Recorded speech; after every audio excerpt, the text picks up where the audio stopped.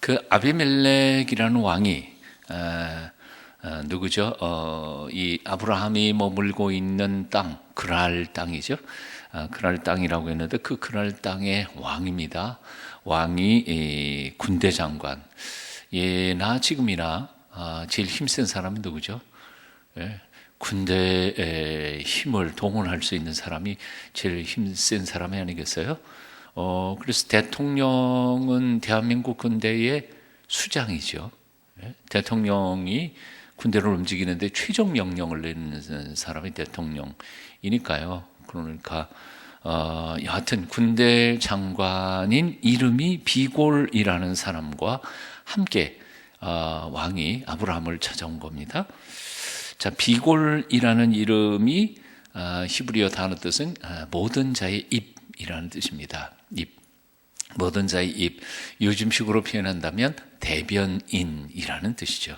그러니까 대통령이 뭘 발표할 때 뭐 직접 할 때도 있지만 웬만한 건 전부 다 누구를 대신해요? 대변인이 나서서 다 기자들 얘기도 받고 뭐 질문도 받고 대답도 하고 그러지 않아요?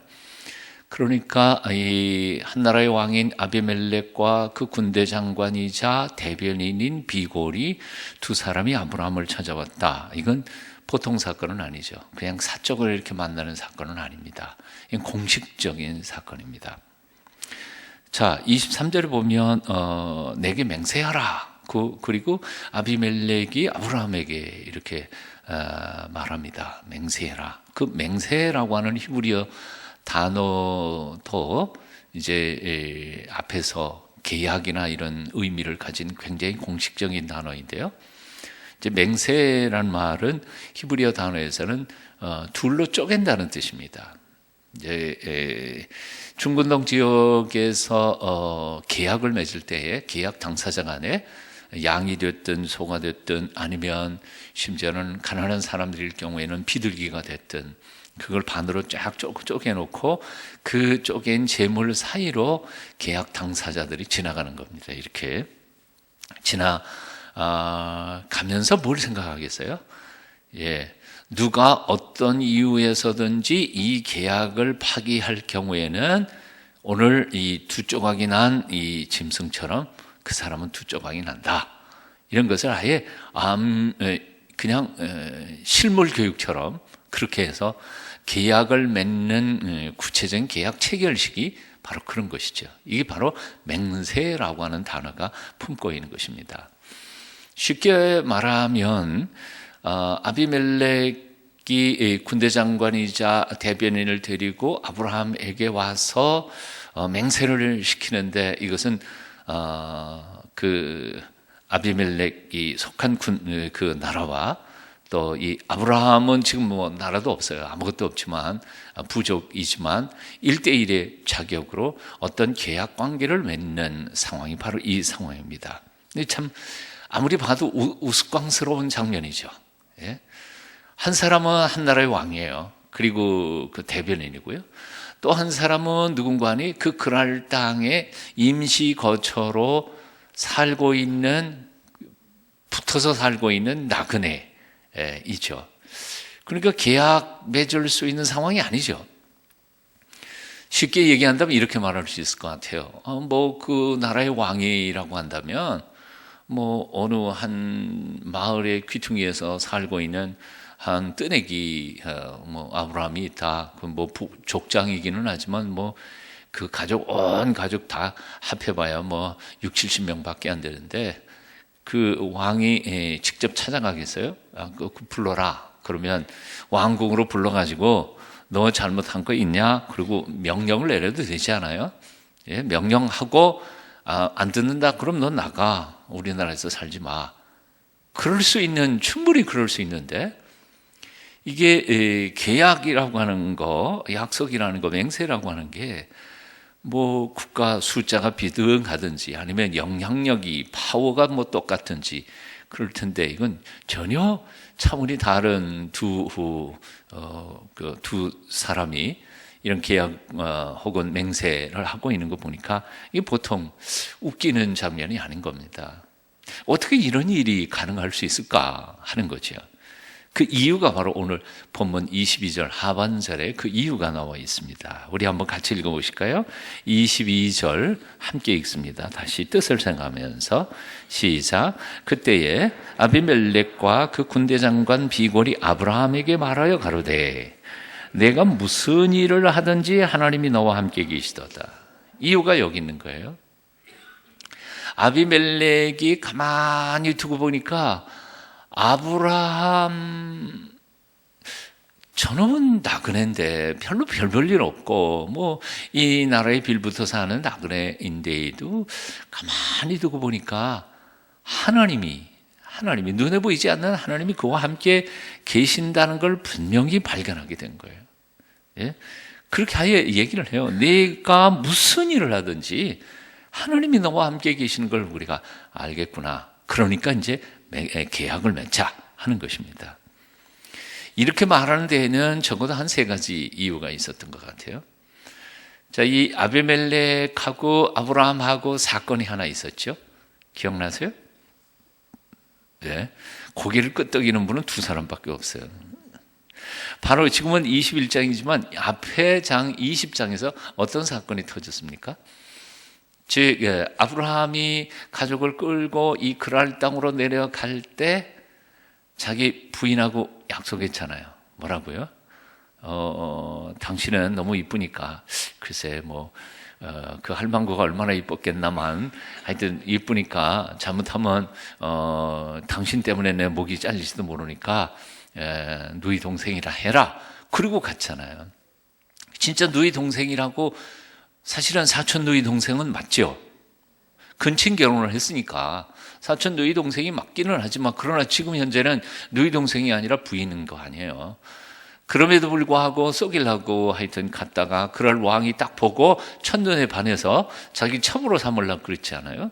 그러니까 누구냐 관계가 누이 동생이 그래 그럼 와 그래가지고 그 선물도 잔뜩 주고 첩으로 삼으려고 그랬다가 그날 밤에 뭐예요?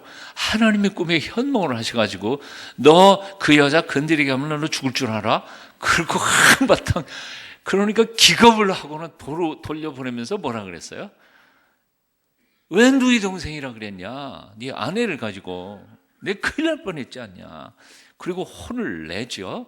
그리고 돌려보내면서 그 대가로 많이 해가지고 보따리 싸서 보냈지 않아요? 그 사건이 바로 창세기 20장에 나온 겁니다. 그때에 아비멜렉이라고 하는 사람, 그 왕, 한 나라의 왕인 아비멜렉이 이 아브라함 처음 보는 그 나그네를 바라보면서 무슨 생각을 했을까? 여러분 무슨 생각했을 것 같아요? 저 같으면 이렇게 생각했을 것 같아요. 저 웃기는 놈이네. 안 그래요? 그리고 참 어절철한 놈이네 저거. 지 마누라 하나 건사 못하고 지 목숨 하나 살리겠다고 마누라 치마폭에 숨어가지고 뒤에 숨어서 지 마누라를 누이 동생이라고 속이고 제 사내 같지도 않은 놈이네. 그렇게 생각하지 않았겠어요?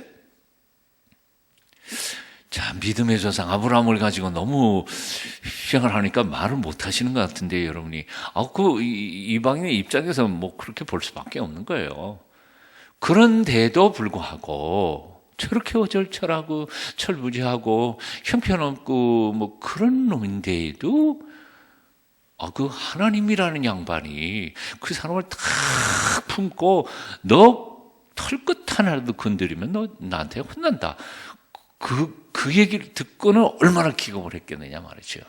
그러니까 인간적으로 보면 형편없는데 그놈 배후에는 눈에도 보이지 않는 그 하나님이라는 분이 그를 보호하고 있는 게 아이구나. 그리고 덜컥 먹은 거죠. 인간적으로는 아브라함 취급도 안 해요. 그렇지만 배후에 있는 그 하나님 무서운 거죠. 자, 그러고는 괜히 건드렸다가는 아마 혼날 테니까 아마 멀찍이 두고 가까이는 안 됐겠죠. 그리고는 부하들을 통해서 요즘 어떻게 사냐? 그러고 물어봤겠죠. 근데 얼마 후에 소식을 들으니까 글쎄 100살에 아들을 낳았다고. 마누라는 90인데 아들을 낳았다고. 그 소식을 듣고는 와, 이게 세상에 별 희한한 일도 다 있네. 그 하나님이라는 분은 정말 놀라운 분이네. 그리고 놀라지 않았겠어요? 별로 안 놀라네요, 여러분들. 하도 다 아는 얘기니까. 그리고 얼마쯤 지나다 보니까 또 소식이 들려요. 소식이 들리는데 보니까 첩하고 그 본처하고 뭐 대판 싸워가지고 첩하고 그 첩의 아들하고 내쫓겨났다. 그런 얘기가 들어요. 그러니까 그거 들으면서 여러분은 어떤 느낌이 들겠어요? 그놈의 집안이나 우리 집안이나 같네. 뭐 하나님 믿는다, 뭐 하나님한테 보호받는다. 그래도 집안 싸우는 거는 똑같네. 뭐 별별일 없다고 느꼈겠죠. 그런데 그 다음 소식이 그 첩하고 아들하고 나갔는데 그 광야에 나갔는데 뭐 아무런 대책 없이 나갔는데 그놈이 그렇게 잘 됐다네. 예? 사냥꾼, 큰 사냥꾼이 돼서 그 나름대로 한 부적을 거느리면서 잘 살고 있다는 소식을 들으니까 그 또 안 보이는 그 하나님이 그것도 참 아브라함의 씨도 보호하고 지켜주시는구나. 그 얘기를 들으니까 이게 보통 일이 아닌 거죠. 그러니까 어때요? 아브라함은 어절철한 녀석이지만 그 괜히 건드렸다가는 손해볼 것 같아. 그래서 아예 그놈이 더 커지기 전에 딱 약속을 맺어서 맹세 계약을 딱 해놓는 게 유리하겠다. 내 아들, 내 손자 때 가서도 건드리지 마라. 그리고 계약 관계를 맺은 거죠. 이제 이해가 되시죠? 예, 지금 현재로서는 보면 한 나라의 국왕과 대변인이고 한 사람은 그냥 거기 뭐 머물러 사는 나그네임에도 불구하고 이 아비멜렉은 참 앞을 내다보는 사람인 거죠. 가서 계약을 딱 한 겁니다. 참 하나님의 사람이라는 어떤 사람일까요? 완벽한 사람일까요? 윤리적으로 도덕적으로 완전한 사람이 하나님의 사람? 예수 믿는 사람 완전해요? 아닌 것 같아요. 자, 오늘 그 아비멜렉이 아브라함에 와가지고 맹세하자. 그 계약의 컨텐츠, 계약의 내용을 보면 참 더 부끄러워요. 23절. 여러분 한번 같이 뜻을 생각하면서 한번 읽어보시겠습니다. 23절 같이 읽습니다. 시작. 그런즉 너는 나와 내 아들과 내 손자에게 거짓되이 행하지 않기를 이제 여기서 하나님을 가리켜 내게 맹세하라. 잠깐만요. 여기까지만. 내용이 뭐예요 지금? 그런즉은 뭐예요? 하나님이 너와 함께해야 한다. 내가 뭘 하든지 간에 하나님이 함께하는 걸 내가 눈에 잘 봤다. 그러므로 너는 이제부터 나와 내 아들과 내 손자에게 뭘 행하지 않기를? 거짓 행하지 않기를 이 자리에서 당장 하나님 앞에서, 너희 하나님 앞에서 맹세해라. 근데 뭘 하지 않기를? 거짓 행하지 않기를. 이게 계약서에 왜 이런 얘기가 나왔어요? 아비멜렉이 당해봤잖아요. 그놈 아브라함이 거짓말 해가지고 자기 아내를 누이 동생이라 해서 데려다가 첩 삼으려다 큰일 날 뻔했잖아요. 그러니까 너 사기치지 마라. 그래서 이 한마디로 이 얘기를 하면 앞으로 나와 내 아들과 내 손자 앞에서 다시는 사기치지 않기로 맹세해라. 너희 하나님 앞에서.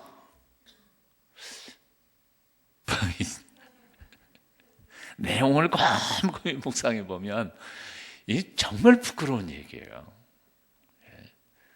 예수 믿는 사람이 예수 믿지 않는 사람한테 불려가가지고 다시는 내 앞에서 사기치지 않기로 약속해라. 사기를 얼마나 쳤으면. 근데 지금 오늘 본문에 나오는 이 아브라함의 이 부끄러운 모습이 원래 한국 교회의 성도들이 넌 크리스찬들이 한국 사회 속에서 넌 크리스찬들 앞에서 살아가는 삶의 모습, 그냥 부끄러운 모습 그대로 표현하고 있는 건 아닐까요? 얼마 전에도 주일날 설교할 때 그 얘기 했습니다만, 바로 영국의 한 무신론자가 고발했던 내용이 바로 그런 거 아니에요. 나 하나님에 대하여 얘기하고 싶은 게 아니다. 하나님이 얼마나 귀한 분이에요. 좋은 분이시고요. 교회에 대하여도 난 얘기하고 싶지 않다. 하지만 크리스찬들이 크리스찬답지 않다는 거에 대해서는 난 얘기하고 싶다는 거지. 예수 믿는 사람들이 예수 믿는 사람답지 않다는 거예요. 이게 심각한 거죠. 하나님의 아들이, 하나님의 딸들이 왜 거짓말해요? 거짓말하는 건 사단의 자식들이나 그런 거 하는 거지. 하나님의 아들과 딸들은 손해를 볼지라도 하나님의 공의와 정의를 세워가고 다른 사람이 이롭게 하기 위하여 자신을 희생할 수 있는 사람들이 크리스찬이고 하나님의 백성들인데 이렇게 살아가는 게 옳지 못하다는 거죠. 그러니까 사실 오늘날 한국 사회가 한국 교회를 욕하는 이유는 딱 하나밖에 없어요. 이유가 뭐예요? 한국 교회가 교회답지 않다는 거에 대한 거지. 한국 교회 크리스찬들이 크리스찬답지 않다는 거예요. 그러니까 저는 이런 생각을 해요. 언론에서 두들겨 패고 뭐해서 두들겨 패고 할 때 저는 그런 생각해요. 뭐 억울한 부분도 있죠. 예? 잘 몰라가지고 그냥 모르는 것까지도 덮어 씌워가지고 막 두들겨 패는 경우도 있어요. 있는 건 틀림이 없지만 그럼에도 불구하고 대답해요? 대답하지 말고 잘못했습니다. 그저 죽을 죄를 졌습니다. 그리고 겸손히 정말 신앙자의 모습으로 그렇게 살아가려고 애쓸 때 오히려 사회는 그리스도인들의 진정한 진정성, 삶의 진정성을 보고 오히려 그리스도인들의 모습을 좋게 생각할 것이라고 생각해요. 얼마 전에 IS가 이 koptic 그 수도사들을 15명인가 죽였지요. 네? 죽였잖아요. 근데 며칠 전에 제가 기독교 신문을 보니까요. 그 koptic 사원의 공식 그 사제들이 성명서를 발표했어요. IS 대원들에 대하여 우리는 조건 없이 용서합니다. 그대들을 형제로 사랑합니다. 그렇게 성명서를 발표했어요. 얼마 전에 일본 사람 하나 IS 대원에 의해서 죽었죠. 그 죽은 사건 터지자마자 저희 일본의 총리는 뭐라 그랬어요? 일본 언론들이 뭐라 그랬어요? 예. 우리는 어떤 한이 있어도 정의의 이름으로 복수하고 말겠다. 결코 잊지 않겠다. 그렇게 성명서를 발표했는데 나는 그 일본의 그 성명서하고 그 일본에 죽은 사람 사실 크리스찬이잖아요. 평화를 위해서 거기 가서 죽었거든요. 예? 정말 신실한 크리스찬이에요. 일본의 그리스도인들이 너무너무 사랑하고 그분이 처참하게 죽은 것에 대하여 많이 기도했습니다. 그런데 그 그리스도인들의 이 정신은 잊어버리고 일본의 정치는 이걸 완전히 미움과 복수로 몰고 가요. 그러나 우리 그리스도인들은 koptic 수도자들의 고백처럼 우리는 억울하게 죽은 건 틀림이 없어요. 네. 생떼 같은 목숨들이 죽었어요. 복수? 아니요. 그 몫은 하나님이 하실 몫이라고 우리는 믿는 사람들이 우리 그리스도인들의 신앙 고백이 아니던가요? 네? 자, 우리는 참 사회의 돌멩이에 대하여 기꺼이 맞으면서 끝까지 참회하고 그들을 위하여 기도하며 마지막까지 화평의 모습으로 살아가게 될 때 오히려 세상은 그리스도인들의 복음이 진실인 것을 깨닫게 될 줄로 믿습니다. 여하튼 이 아브라함의 부끄러운 모습을 얘기하다가 보니까 여기까지 왔는데 여하튼 아브라함은 다시는 나하고 내 아들하고 손자들 앞에서도 사기치지 않기로 맹세해라. 그 얘기를 약속을 받으러 왔던 것이죠. 그 이유가 뭐였다고 그랬어요? 아브라함이 정직하고 신실해서가 아니라 그 눈에 보이지도 않는 하나님이 아브라함과 무슨 일이든지 함께 있다는 사실을 그 이방 민족의 왕이 눈으로 보았기 때문에 머리 숙이고 들어온 것이죠. 하나님의 사람들이란 다 똑똑하고 안전하고 유능한 사람들이 아니라는 그 사실이 분명합니다. 윤리적으로 도덕적으로 완벽한 사람들이 아닙니다. 하나님의 사람들이란 하나님과 함께하는 사람들입니다. 자기 정의에 사로잡힌 사람들이 아니라 하나님의 사람들이란 하나님의 의를 힘입어서 하나님의 의를 의지해서 살아가는 사람들이죠. 예, 우리는 예수 그리스도의 의, 피 뿌린 그 속죄의 은총을 힘입어서 살아가는 사람들이 그리스도인들입니다. 아멘이시죠? 예? 우리는 십자가를 짊어지고 주님의 뒤를 따르는 사람들이에요. 우리가 의로운 게 아니에요. 여러분 오해하지 않으셨으면 좋겠어요. 그럼 우리는 아무렇게나 살아도 된다? 아니요, 그런 건 아니에요. 우리는 정말 도덕적으로 윤리적으로 세상 사람들 앞에 부끄럽지 않게 살도록 노력을 해야 돼요. 노력을 해야 돼요. 아브라함은 그렇게 안 했을 것 같아요. 노력했어요.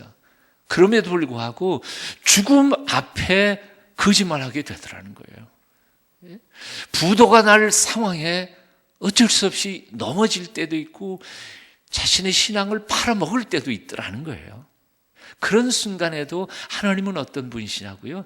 그 사람을 내쫓는 분이 아니라 보호하시고 붙잡아 주시는 분이 바로 하나님이시라는 거예요. 그래서 하나님의 사람들이란 하나님이 함께 계시는 것을 의지하고 느끼고 그리고 하나님이 함께 계시기를 갈망하면서 살아가는 사람들이 하나님의 사람들입니다. 그리고 그것이 넘치고 넘치다가 보면 옆에 있는 사람들조차도 느낌이 저 사람은 하나님이 함께 하는가 보다. 아무리 봐도 저 사람은 하나님이 함께 하시는 것 같다. 그건 느끼도록 되는 사람을 하나님의 사람이라고 표현하는 것이죠. 아주 100% 의로운 사람을 얘기하는 것이 아니라 이렇게 말할 수 있을 것 같습니다. 여러분이 전셋집에서 살고 있습니다. 주인 아줌마가 몇 년을 두고 보다가 이렇게 말합니다. 순이 엄마, 자네 가만히 보면 정말 아무리 봐도 잘 될 것 같은 구성은 하나도 없는데 때마다 이렇게 되는 거 보면 정말 그 하나님이란 분이 있긴 있는가 봐. 이런 거예요. 직장 생활을 할 때 상사가 불러다 놓고 김 부장, 자네 아무리 봐도 자네를 보면 하나님이 있는 것 같아. 이런 거예요. 교회도요. 어떤 교회는 정말 열심히 하는데 그 교회 공동체가 앉아 있으면 여기는 하나님이 안 계실 것 같아. 그런 느낌이 드는 교회 안 가보셨죠? 예, 그 은혜예요. 근데 어떤 교회는 딱 앉아 있으면 여기는 뭐라고 설명할 수는 없는데 하나님이 함께 계셔서 이 교회에 하나님이 역사하시는 것 같다 느껴지는 교회들이 있지 않아요. 교회뿐만 아니라 사람도 마찬가지예요. 사람도요. 정말 말도 잘해요. 기도도 잘해요. 예, 교리 성경에 대해서 빠삭해요. 그런데 아무리 생각해도 어떤 사람은 그렇게 하는 것도 많고 평생 예수 믿었는데 하나님이 함께 같이 하는 것 같지 않은 사람이 있어요. 목사님이 이상한 얘기하는 거예요. 아니, 나는 지금 여러분 느낌을 묻는 거예요. 왜? 인간은 영적 존재이거든요. 영적 필링이 있어요. 느낌이 있어요, 분명히. 이거는 머리로 논리적으로 이성적으로 학문적으로 따질 수 있는 게 아니에요.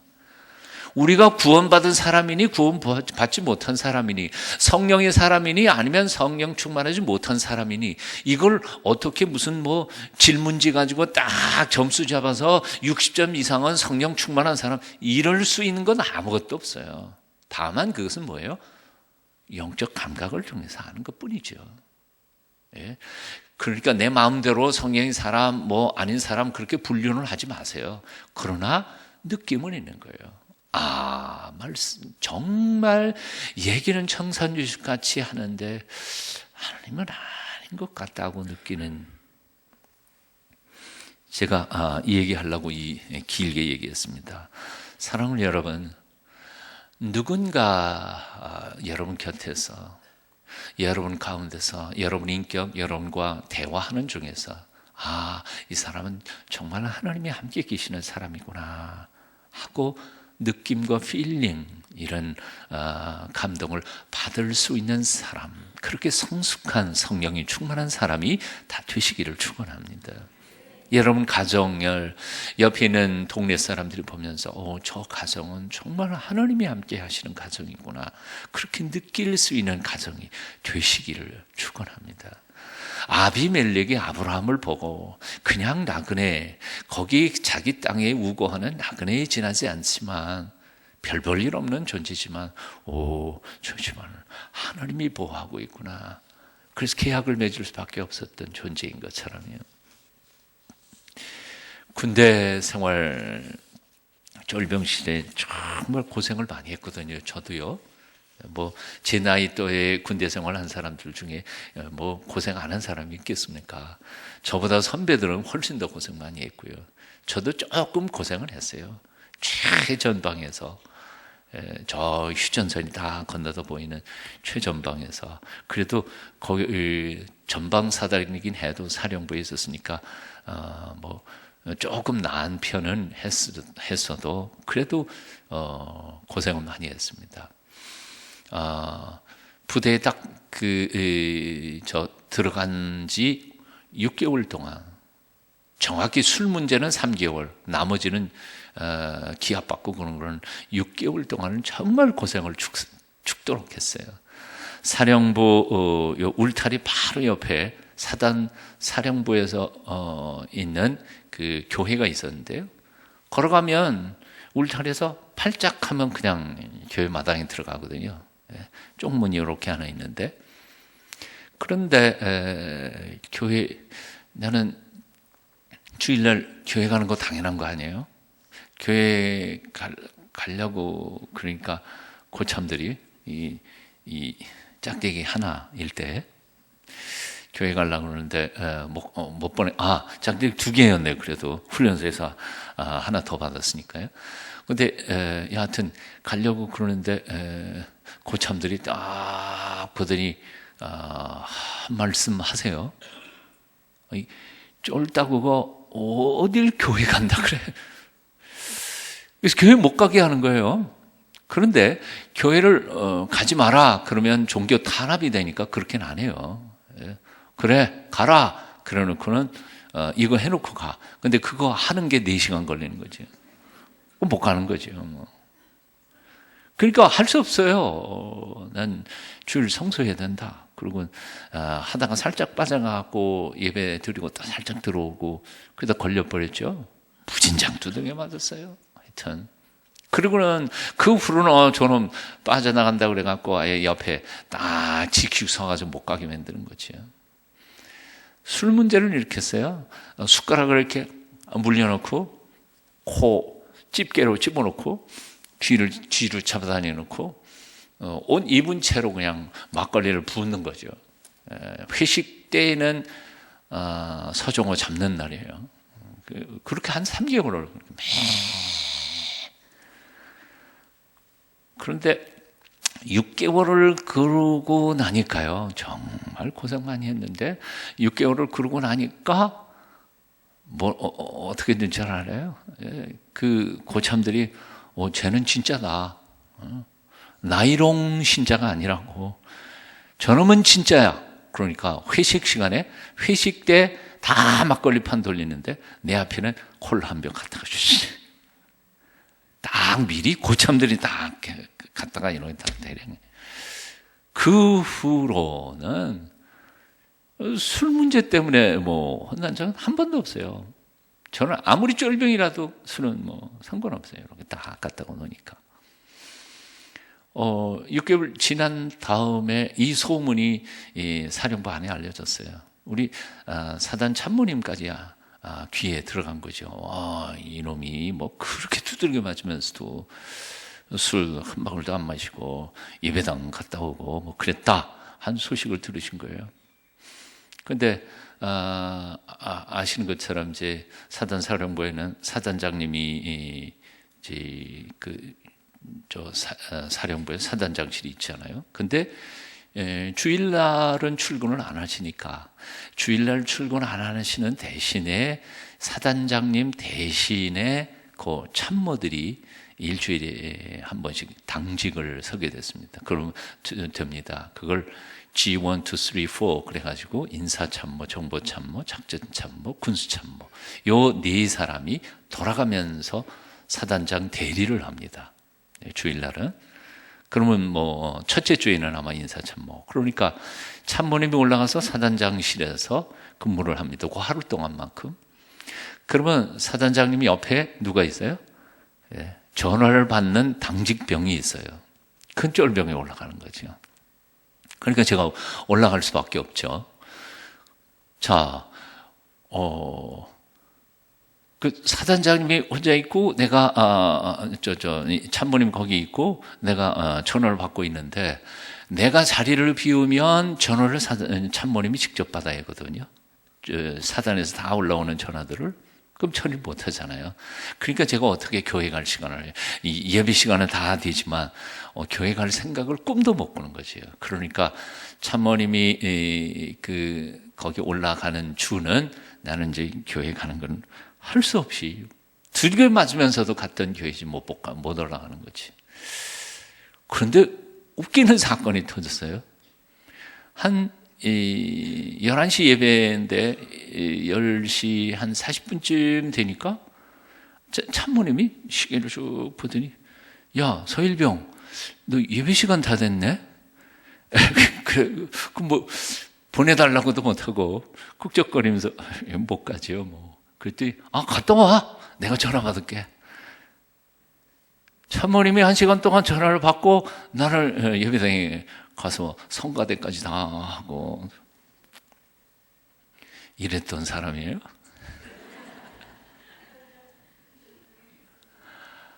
아, 6개월 죽으라고 고생해놓고 3년 동안 정말 편하게요. 다 인정했으니까 예배 시간이면 죽어도 가요. 수요일날도 가고 뭐 다 고참되고 난 후로는 뭐 새벽기도 나가고 그랬으니까 정말 하나님의 은혜였던 것 같아요. 근데 그렇게 인정해 준 배후에는 참모님이 됐든 고참들이 됐든 저놈은 잘못 건드리면 내가 좀 위험하겠다 하는 느낌들이 있었던 것 같아요. 아멘. 예수 믿는 사람이란 어떤 존재인가? 아까도 얘기했지만 완전한 사람 아니에요. 실수도 많이 하고요. 부족한 것도 많고요. 똑똑하지도 못하고요. 그럼에도 불구하고 배후에서 하나님이 딱 보호해 주시고 지켜주시니까 그래서 넉넉히 세상을 이기면서 살아갈 수 있는 사람들이 그리스도인들입니다. 하나님이 우리를 그렇게 붙잡아 주신 것에 대해서 얼마나 감사하고 고마운지 몰라요. 볼지어다 내가 세상 끝날까지 너희와 항상 함께 있으리라 하시니라. 내가 네게 명한 것이 아니냐. 너는 마음을 강하게 하고 담대히 하라. 두려워 말며 놀라지 말라. 내가 어디로 가든지 네 하나님 여호와가 너와 함께 하느니라. 참으로 너를 도와주리라. 참으로 나의 의로운 오른손으로 너를 붙들리라. 그가 친히 말씀하시기를 내가 과연 너희를 버리지 아니하고 과연 너희를 떠나지 아니하리라 하시니라. 하나님이 우리와 함께 계시는 것 날마다 확인하시면서 그 하나님만 바라보며 하나님의 의를 나의 의로 붙잡고 살아가시는 주의 백성들이 다 되시기를 축원합니다. 오늘 본문에 보면 아비멜렉이 맹세하자 그러니까 아브라함이 맹세한다 그렇게 표현했죠. 24절에 보니까 아브라함이 가로되 내가 맹세하리라. 그런데 이 맹세는 물론 아비멜렉이 얘기했던 것은 거짓말하지 않기로 했지만 사실은 앞으로 아비멜렉 집안과 우리 집안과 화친하기로 맹세하는 공식적 결의라고 말할 수 있습니다. 쉬운 일은 아니었을 것이라고 생각해요. 또 사실은 아브라함이 그동안 좀 당한 것도 있거든요. 그 뒤에 보면 우물을 팠는데 그럴 땅 사람들이 와가지고 우물을 빼앗았죠. 뭐 나그네가 할 말이 뭐 있겠어요. 동네 원주민들이 달라 그러니까 빼앗긴 거지. 억울한 일 당했던 거예요. 그런데 순서 같으면 이랬을 것 같아요. 맹세하자, 맹세하라. 그러면 근데 조건이 있다. 내가 우물 팠던 거 너희 사람들이 다 뺏어갔는데 그걸 돌려주는 조건으로 맹세하마. 그랬을 것 같은데 순서가 그렇지 않았어요. 아브라함은 맹세한다. 조건 없이. 그리고 뒤에 우물 문제를 끄집어냅니다. 맹세를 해놓은 거예요. 조건부 맹세가 아니라 그냥 맹세예요. 평화를 위하여, 당신과 나의 화평을 위해서 오케이 맹세했어요. 그리고 부수적인 문제예요. 이 순서가 얼마나 중요한지 모릅니다. 우리는 어떤 사람과 화평을 얘기할 때 조건부 화평을 얘기할 때가 너무 많아요. 그러니까 상대방의 조건, 내 조건이 안 맞으니까 이건 끝까지 화평이 안 되는 거죠. 누군가는 그냥 무조건 품어줄 수 있는 큰 마음을 가진 사람을 통해서만 진정한 평안을 이루어져 갈 수 있으리라고 생각합니다. 사실 아브라함은 그 뒤에 자기가 판 우물임에도 불구하고, 그리고 아비멜렉이 그건 다 몰랐다, 미안하다 하고 사과함에도 불구하고 우물 값을 지불하죠. 예? 새끼 양 몇 마리예요? 예, 보시면 되지요. 다 지불합니다. 다 지불해요. 지불해 놓고 완벽하게 해서 평화를 만들어 갑니다. 이 점에 있어서는 정말 아브라함은 화평의 사람이었고, 앞에서는 조금 부끄러운 모습이었지만 평화를 위해 자기가 기꺼이 희생할 줄 아는 사람이었던 모습을 발견하게 됩니다. 마지막 이제 결론을 보면 이렇습니다. 아브라함은 그 우물가, 맹세의 우물가 브엘세바에 에셀나무를 심어놓고 거기서 영생하시는 여호와의 이름을 불렀더라. 저는 오늘 본문 속에서 가장 중요한 것은 이 본문이라고 생각이 들어요. 여호와의 이름을 거기서 불렀습니다. 인간끼리의 맹세는 쉽게 무너질 수 있습니다. 오늘 굳게 맹세를 했지만 내일은 또 상황이 달라지면 또 깨져버리는 게 인간들 사이의 약속입니다. 약속 믿을 게 못 됩니다. 오늘 우물 팠습니다. 우물 파서 우물물 먹다가 보면 우물 말라버리는 수도 있습니다. 가장 가까운 친구가 원수가 되기도 하고요. 우물도 수량을 다하면 메말라버리면 사막이 되어버립니다. 아무리 우물가 옆에다가 에셀나무를 심었다 할지라도 그 나무도 말라 버려질 때가 있습니다. 근데 그 앞에서 하나님의 이름을 불렀습니다. 이 모든 인간과의 약속과 계약들이 하나님의 거룩하신 영광 가운데서, 하나님의 돌보심과 섭리 가운데서 이루어지기를 아브라함은 하나님께 맡겨 놓았던 것이죠. 영원하시는 하나님, 변치 아니하시는 하나님, 그분만을 바라보는 자들이 바로 그리스도인들이라고 생각합니다. 여러분들은 소망을 어디에 두십니까? 인간과 인간 사이의 계약입니까? 예? 거기에 열심히 우리는 정말 공의롭게 정의롭게 계약하고 노력하고 살아야 되지만 결국 궁극적으로는 믿을 수 있는 분은 오직 영원하신 우리 하나님 한 분밖에 없는 줄로 믿습니다. 세상 만사가 잘 되는 듯 해도 결국 우리가 끝까지 의지하고 붙잡을 수 있는 분은 하나님 한 분밖에 없으심을 우리가 믿고 영원하신 영생하시는 그분만 바라보시는 오늘 이 저녁 되시기를 축원합니다. 기도하겠습니다. 하나님 아버지, 우리의 삶의 순간순간마다 에셀나무를 심어놓고 영원하신 여호와의 이름을 노래하며 모든 사람을 포용하고 성숙한 신앙인으로 살아가도록 우리를 도와주시옵소서. 예수님의 이름으로 기도하옵나이다. 아멘.